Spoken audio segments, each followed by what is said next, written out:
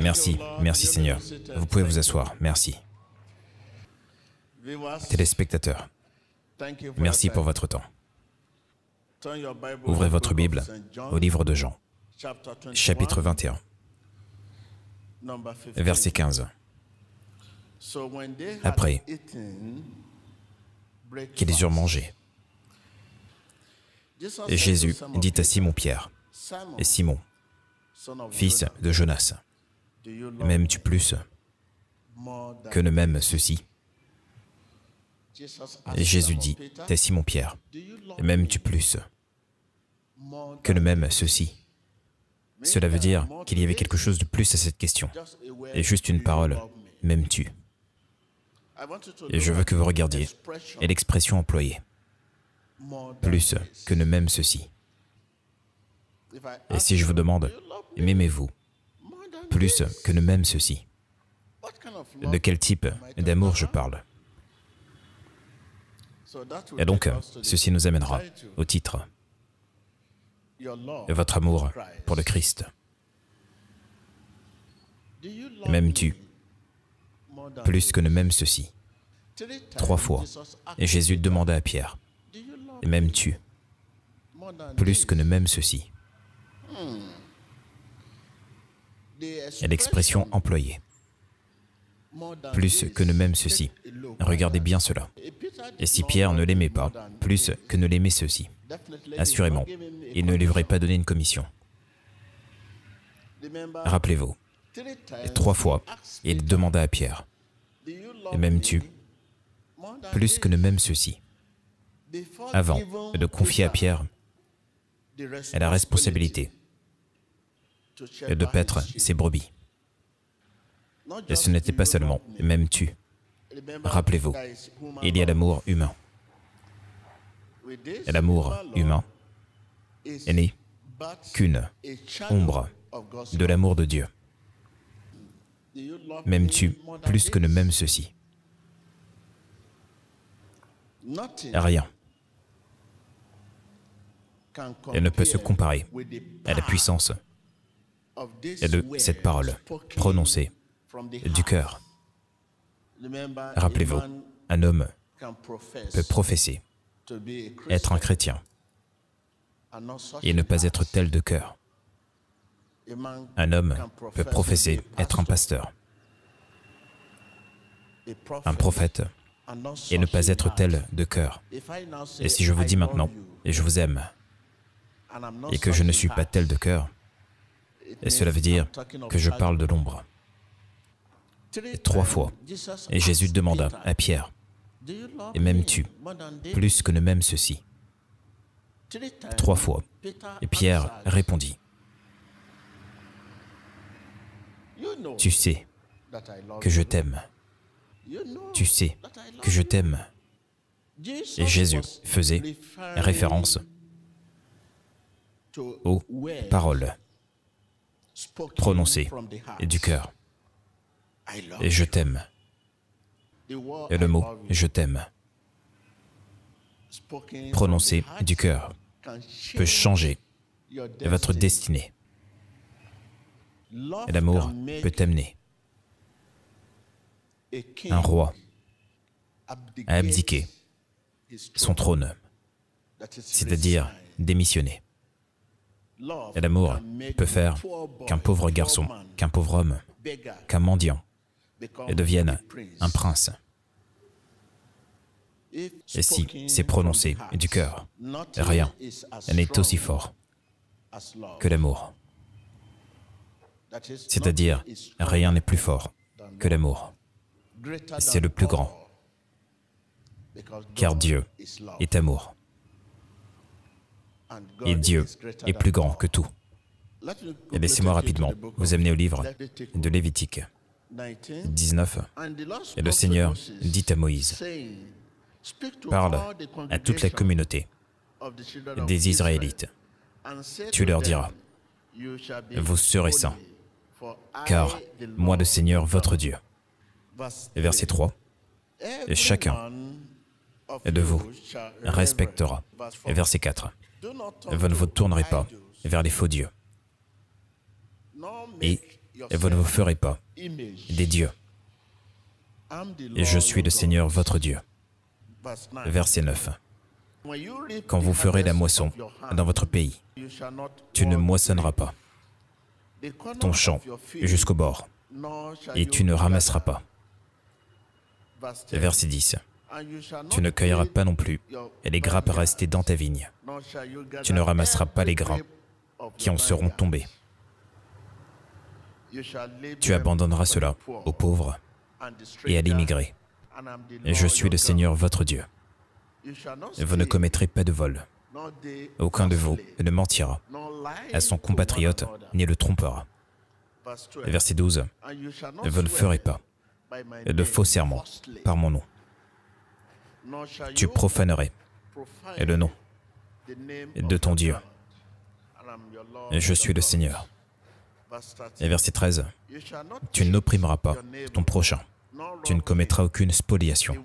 La paye d'un salarié et ne passera pas la nuit chez toi et jusqu'au lendemain. Et Dieu est amour. Il est sans égal. C'est l'amour. Sans égal. Sans équivalent. Sans équivalent. Il n'y a rien à quoi le comparer. Plus riche que n'importe quel minéral. L'amour. Plus chaud que n'importe quel soleil. Et voilà ce qu'est l'amour. Et Dieu est amour. Et Dieu aime et les orphelins, et les étrangers, et les veuves, et les nécessiteux, et citez-les. Par conséquent, l'homme, et s'il aime vraiment Dieu, a l'obligation d'aimer son prochain. Et dans ce passage que nous avons lu, ici, Dieu aime et les étrangers, et les veuves, et les orphelins, et les nécessiteux. Par conséquent, l'homme, et s'il aime vraiment Dieu,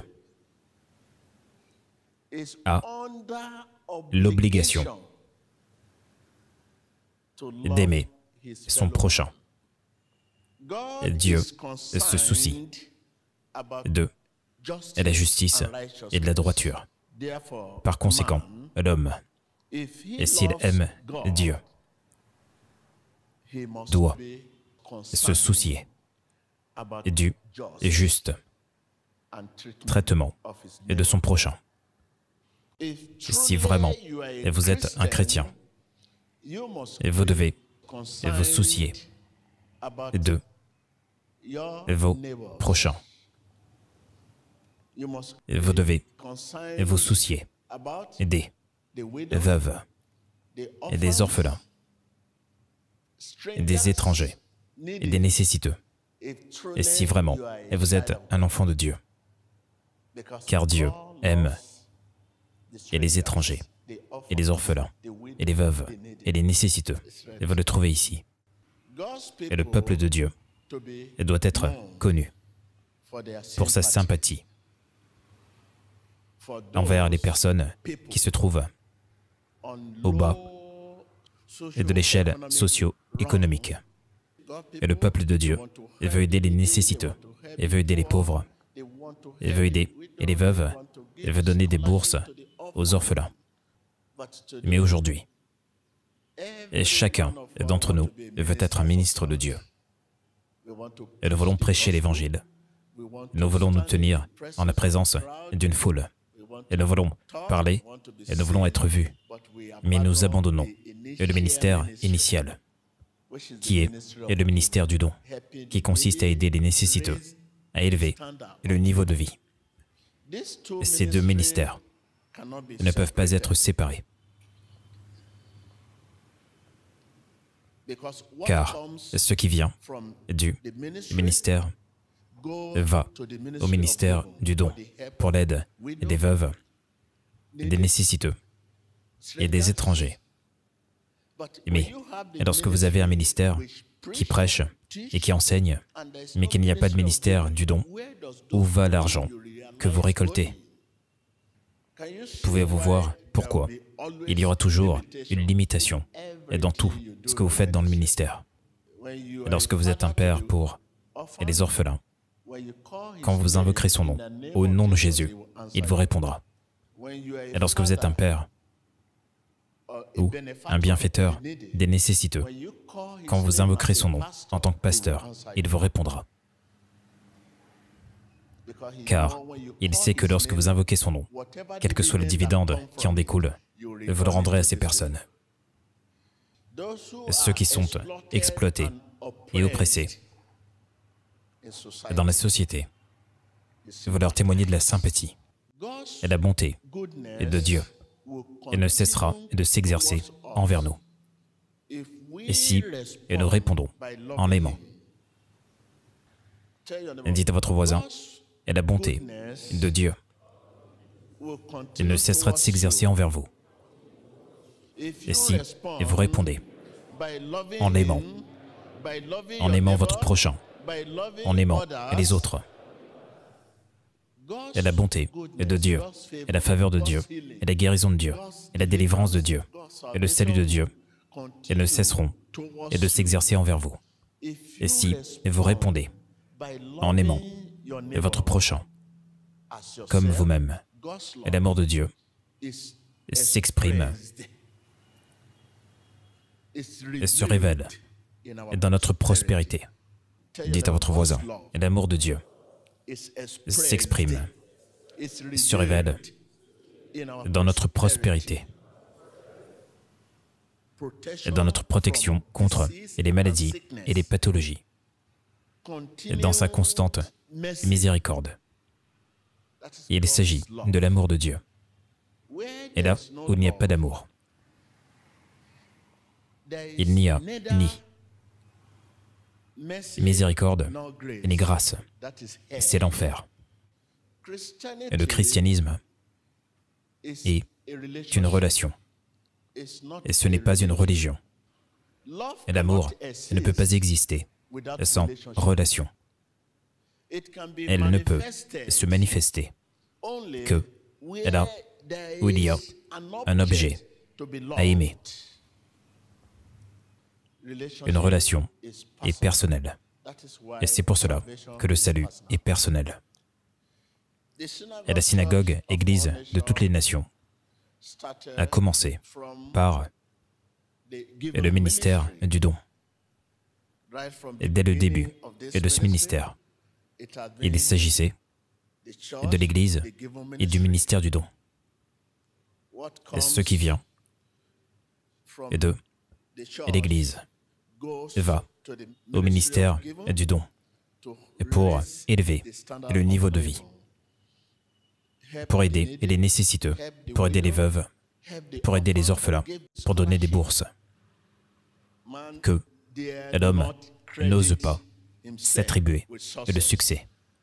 Dites à votre voisin que l'homme n'ose pas s'attribuer le succès. Je ne vous entends pas. Que l'homme n'ose pas s'attribuer le succès. Et s'il s'agit de l'honneur, et les gens commencent à vous respecter parce que vous avez dit quelque chose qui s'est réalisé, et vous devriez savoir que cet honneur revient à Dieu. Et cela ne devrait pas vous amener à changer vos habits. Et cela ne devrait pas vous amener à changer vos chaussures. Cela ne devrait pas vous amener à changer votre véhicule. Cela ne devrait pas vous amener à changer vos amis ou les gens avec lesquels vous évoluez. Cela ne devrait pas vous amener à commencer à changer votre façon de vous déplacer. Et lorsque vous priez, ces dividendes qui en découlent, donnez-les aux étrangers, aux veuves, élevez le standard de vie de ces personnes, s'il vous plaît. Et lorsque vous faites cela, la bonté de Dieu ne cessera de s'exercer envers vous. Car, à travers son amour, nous aimons. Dites-le à votre voisin. Je ne vous entends pas. Je ne vous entends pas. À travers son amour, nous aimons. Et l'amour de Dieu est le premier amour. L'amour de Dieu est le premier amour. Et vous ne pouvez pas aimer sans l'amour de Dieu. Il s'agit d'un débordement de l'amour de Dieu. À travers son amour, nous aimons. Vous pouvez renier Dieu. Vous pouvez ignorer Dieu. Vous pouvez le ridiculiser. Mais son amour demeure constant et invariable. Dites à votre voisin, vous pouvez renier Dieu. Vous pouvez le ridiculiser. Vous pouvez l'ignorer. Mais son amour demeure constant, invariable.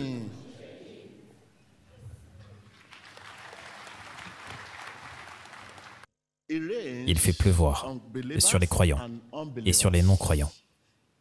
Il fait lever son soleil sur les croyants et sur les non-croyants. Permettez-moi de m'adresser au monde concernant le ministère de Dieu. Et le ministère de Dieu est plus que la foule, que la guérison, que la délivrance, que la prophétie.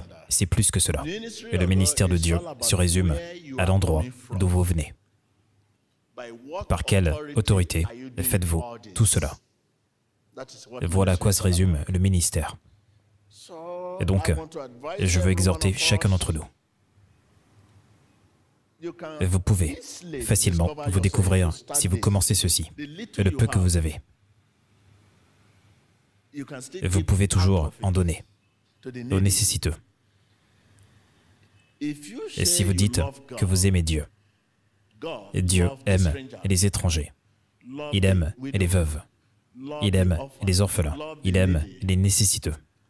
Et vous devriez avoir l'obligation d'aimer vos frères, d'aimer les autres, d'aimer votre prochain. Et vous devriez en avoir l'obligation. Et vous devez être soucieux du et juste traitement de vos frères.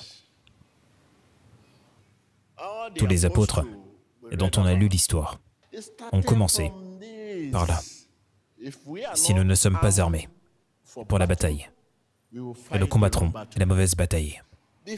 Avant que vous n'entendiez parler de TB Joshua pour la première fois, et j'étais dans le ministère du don depuis plusieurs années, avant que le Seigneur ne m'élève au niveau où je suis aujourd'hui.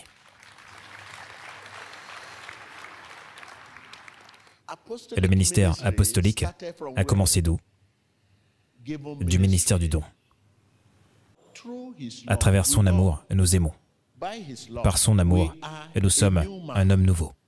Dans son amour, nous avons une nouveauté de vie. Et l'amour de Dieu est centré sur sa volonté. Et quelle est sa volonté maintenant? Définissons-la. Et c'est sa volonté de donner. Et c'est notre volonté de redonner. Et également de recevoir le don gratuitement donné. Et donc, ministre de Dieu, y compris TB Joshua, parvenons à cette compréhension. Et pour un ministère durable, le ministère du don doit suivre. Et c'est le ministère du don qui entretient le ministère. Dites-le à votre voisin. Maintenant, il s'agit du ministère de Dieu, et vous, vous-même. Et vous savez que vous avez besoin d'entretenir votre vie et d'entretenir votre métier. Êtes-vous avocat? Êtes-vous comptable? Quel que soit ce que vous faites, sans ce ministère du don, et là où va votre argent, conditionne ses retombées. Et donc, s'il vous plaît, entretenons notre vie. Dites à votre voisin, entretenez votre vie. Dites-le à nouveau à votre voisin. Connaître l'amour de Dieu vous permettra de persévérer vers le lendemain.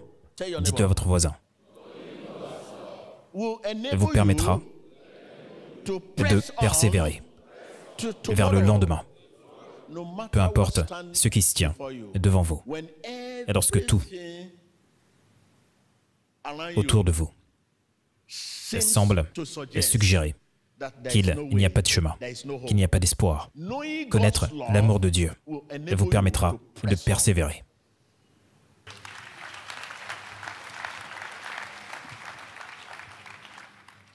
Et si votre foi est fortifiée, levez la main. Et merci.